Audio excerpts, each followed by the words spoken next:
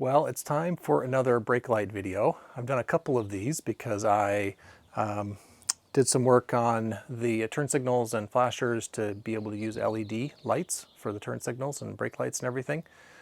So that's a video. I also did some work on the taillight to kind of spray some chrome paint in there to try to get better reflecting and things. We do have the kind of, I think it's an 80s van rear light, so it's been modified to kind of create a cover to have a little bit bigger, different looking brake light turn signal housing. I didn't do that project, the coach came with that change, but I haven't really been happy with the brake lights. And the problem is the LEDs look great for the tail lights and for the brake lights and for the turn signals, but when you have the headlights on and then you use the brakes or the turn signals, there's not very much difference between the two. So the taillights are pretty bright, and it doesn't really get much brighter when you step on the brakes or use the turn signals. And I think the problem is with this housing. So a more modern housing is going to have more of a parabolic reflector for the lights. So the backup light, just kind of shines out and, it gives you a little bit of light for backing up and warns people. But with the turn signals and tail lights, a lot of LED lights, and I've tried a couple of different styles, have LEDs around the outside that kind of help light this up and reflect, except this has flat edges and there isn't really much of a reflector here.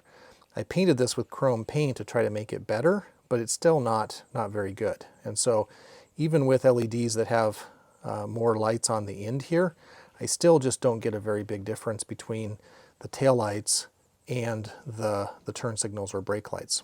So I'll demonstrate that here in a second, but my plan is to use a LED light panel like this, and I got a little connector that will plug into the it's an 1157 light bulb socket, and I'll wire these up, and then I'll put this LED panel in here. And the way this works is these kind of smaller LEDs light up for the tail lights, but when you step on the brakes or use the turn signal, all of these bigger LEDs light up and it gets a lot brighter. Jim Bounds had a video where he had one that was already wired. I couldn't find that part, it just wasn't available. It also seemed pretty expensive when I did see it, even with a couple of months of lead time.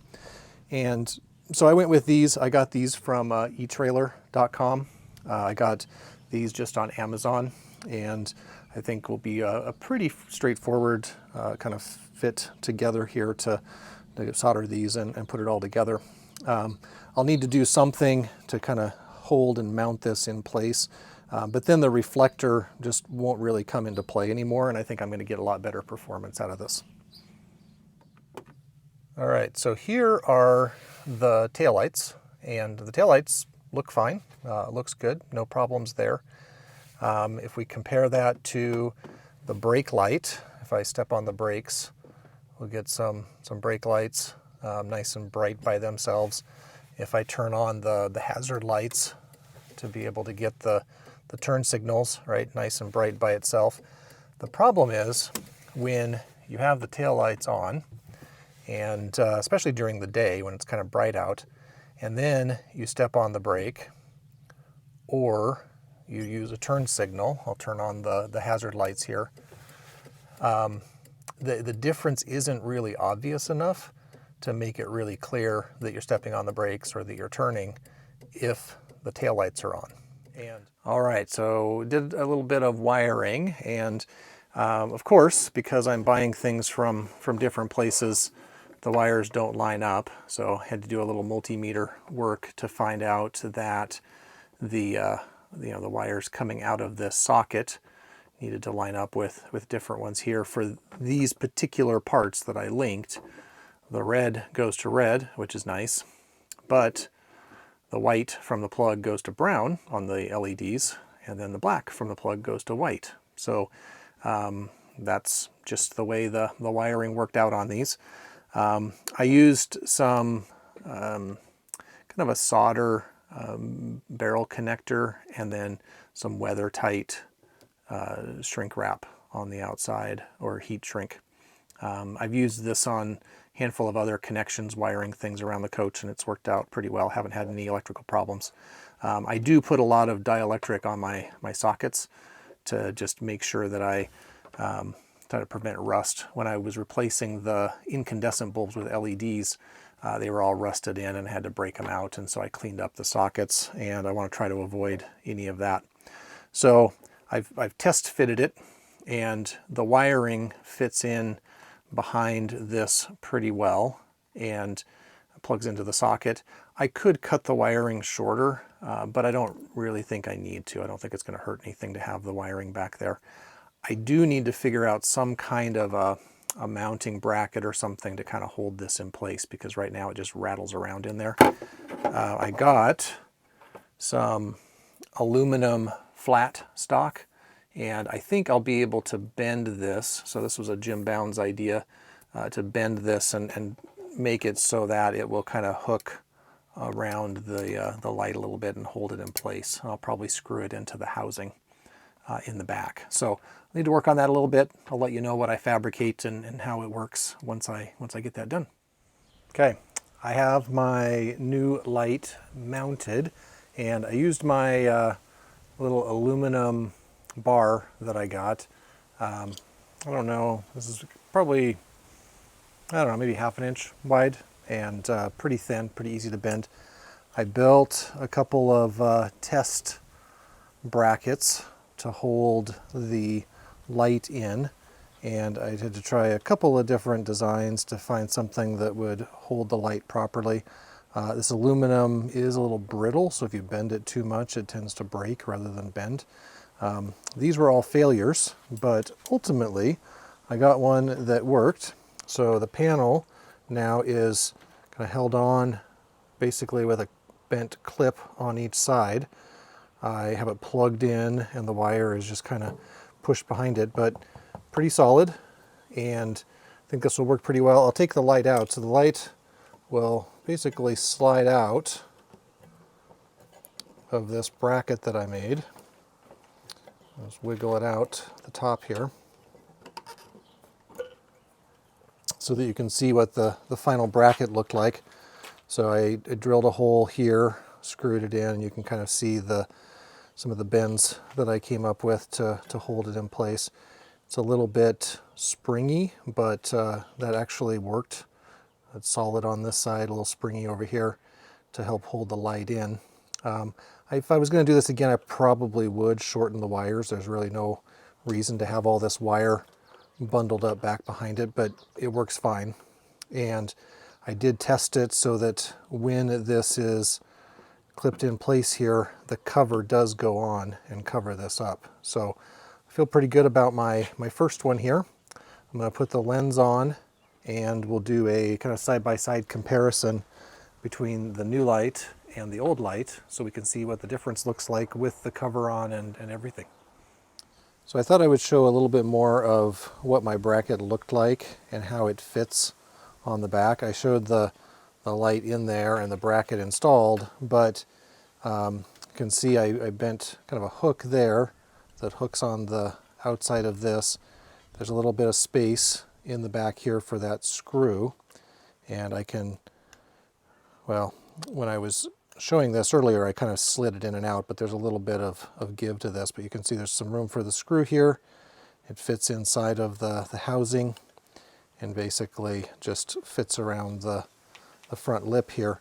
As far as how I made this shape, I showed you some of my practice ones. It was a little bit of trial and error, and I basically just used a few like pliers, lineman pliers and needle nose pliers to get my bends in the right place. I'm guessing the one that I make for the other side won't be exactly like this, but now that I have one that fits in here and works, I just have a single stainless steel screw that I put it in with that drilled a hole in this and drilled a hole in this and installed it. So overall, I think reasonably good solution. There's probably better solutions, so if you come up with something better, great. I think my one improvement would be shorter wires, because there isn't any need to have that much wire. but overall I think this will look great. All right, so we've got the new light installed on the right and the old light on the left, so we can do a little bit of comparison. And the difficulty seeing the taillights and turn signals and brake lights was most obvious when it was daylight and had sun hitting the back of the coach. So I'm going to turn on the parking lights, and probably can't really see too much of a difference back there, which is okay if it's sunny. But there was not a very big difference when you stepped on the brakes or when you use the turn signals. And so here I will step on the brakes so we can see what that looks like with the brakes and the difference between brakes on and brakes off for the taillights.